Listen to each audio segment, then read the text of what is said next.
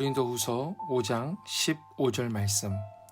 그가 모든 사람을 대신하여 죽으심은 살아있는 자들로 하여금 다시는 그들 자신을 위하여 살지 않고 오직 그들을 대신하여 죽었다가 다시 살아나신 이를 위하여 살게 하려 함이라. 아멘. 할렐루야. 오늘은 고린도후서 5장 15절의 말씀을 통해 자신을 섬기려는 마음의 병, 까다로움이라는 제목으로 말씀을 나누고자 합니다. 우리는 사순절 기간 동안 바실레아 슐링크가 쓴 예수님과 멀어지게 된 45가지 이유라는 책을 가지고 함께 나누고 있습니다. 몸이 병들면 주위의 환경적인 변화에 매우 예민해집니다.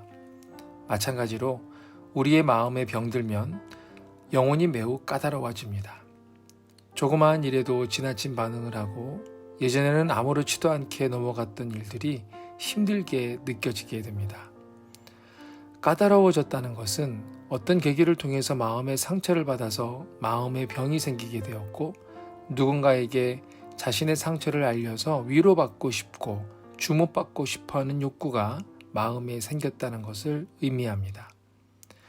그래서 주변의 사랑과 존경과 주목을 받지 못하거나 사람들의 관심에서 멀어지거나 또 비판을 받게 되면 병든 사람처럼 슬픈 표정을 짓거나 또는 다른 사람들에게 반발하기도 하고 누군가를 비난하고 비판하면서 자신의 까다로움을 드러내게 됩니다.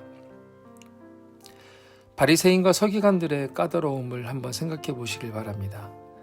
백성들이 자신들에게 집중하지 않고 예수님과 예수님이 하신 일들에 집중하기 시작하면서 그들의 까다로움은 극에 달했습니다. 그래서 예수님을 비난하고 비판했죠. 온갖 것에 시비를 걸었고 어떻게 하든 예수님을 넘어뜨리기 위해서 모든 일거수일투족을 걸고 넘어집니다. 제자들이 손 씻지 않고 밥 먹는 것에도 또 안식일에 병자를 고쳐준 것에도 그리고 죄인들과 함께 밥 먹는 것에도 모두 다 손가락질하고 걸고 넘어지는 까다로움을 보입니다. 이러한 이유 때문에 까다로움은 단순히 어떤 캐릭터나 어떤 사람의 성격으로 여기는 것에서 끝나는 문제가 아닙니다. 우리의 까다로움은 우리 주변의 사람들을 대하는 과정에서 많은 문제들을 만들어냅니다. 대부분 좋지 않은 부정적인 것 그리고 악한 것을 만들어내기 때문에 까다로움은 마음의 병이기도 하지만 또한 동시에 죄이기도 합니다. 그래서 우리는 대가를 치르게 되더라도 이 까다로움의 죄에서 벗어나기 위해서 싸워야만 합니다. 까다로움의 사전적인 의미를 살펴보면 조건 따위가 복잡하거나 엄격해서 다루기에 순탄하지 않은 것 또는 성미나 취향 따위가 원만하지 않고 별스럽게 까탈이 많은 것 이런 것을 말합니다. 보통 우리는 까다로움을 어떤 한 사람의 성격으로 여기고 있습니다. 하지만 까다로움은 앞서 말씀드렸던 것처럼 누군가 자기의 자아를 위로해주고 품어주기를 바라는 마음의 병이라는 것을 우리는 기억해야만 합니다. 잘 생각해보면 정말 그런 것 같습니다. 까다로운 성격을 가진 사람이 있을 때 그 사람의 요구대로 잘 들어주고 잘 반응을 해주면 그 까다로웠던 사람이 자신의 까다로움을 거두고 편하게 또는 상식적으로 대해주는 경우들을 종종 보게 됩니다. 그런데 사실 이런 사람의 욕구를 주변에서 늘 좋은 마음으로 받아주기만 하면 호전되기보다는 더 악화될 뿐입니다. 그래서 힘들지만 정말 그 사람을 사랑한다면, 그 사람을 위한다면 현실을 잘 말해주는 것이 그 사람을 위한 일이 될 수 있습니다. 까다로움의 죄에서 벗어나려면 어떻게 해야 할까요? 나 자신의 이기적인 마음을 먼저 회개해야만 합니다. 까다로움이 생긴 이유는 사랑과 존경을 받아야겠다는 이기적인 욕구가 그 마음의 기반이 되어서 생긴 마음의 병이기 때문입니다. 그래서 까다로움이 해결되기 위해서는 반드시 나의 이기적인 마음을 회개해야만 합니다. 그래서 오늘 본문에서 읽었던 것처럼 예수님이 십자가에 못 박혀 죽으신 이유는 우리가 다시는 우리 자신을 위해 살지 않고 우리를 위해서 죽었다가 다시 살아나신 이 바로 예수님을 위해 살게 하시기 위해서라는 사실을 기억해야만 합니다. 때문에 우리 자신의 이기적인 마음은 반드시 회개하고 돌이켜야만 하는 것입니다. 두 번째, 마음의 중심에 예수 그리스도를 모셔야만 까다로움의 죄에서 벗어날 수 있습니다. 까다로워졌다 또는 까다롭다 아니면 이기적이다 이런 말을 누군가로부터 듣고 있다면 그리고 들었다면 우리는 이미 자아의 노예가 되어 있다는 것을 의미하는 것입니다.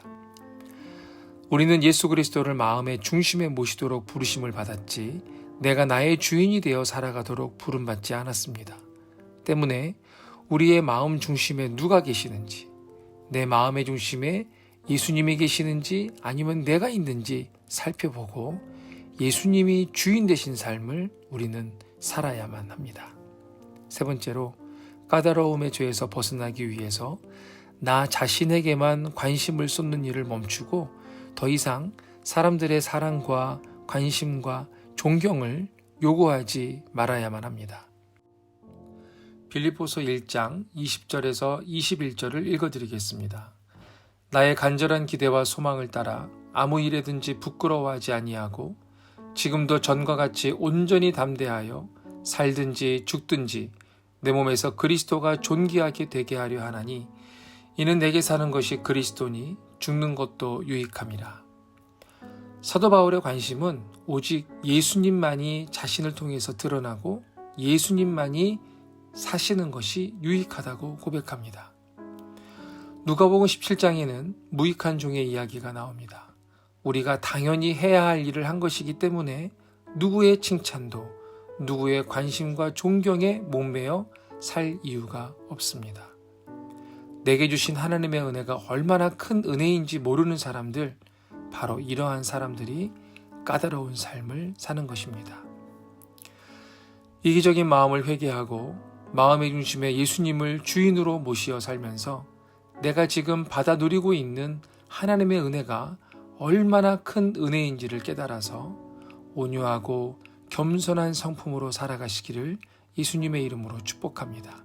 그래서 까다로움에서 벗어난 하나님의 자녀로 오늘 하루를 살아가시기를 축복합니다.